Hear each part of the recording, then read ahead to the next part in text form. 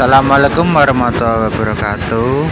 Siang ini kita berada di Blutukuwu, tempatnya di Desa Kuwu, Kecamatan Purwodadi.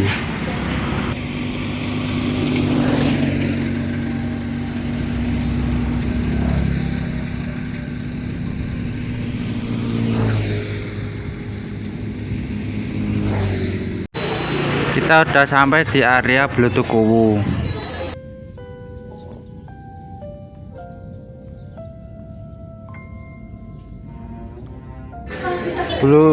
Blutukuwu terjadi karena adanya lubang yang menghubungkan tempat itu dengan Laut Selatan. Konon lubang itu merupakan jalan pulang Joko Linglung dari Laut Selatan menuju kerajaan setelah mengalahkan Prabu Dewata yang telah merupakan menjadi buaya putih di Laut Selatan.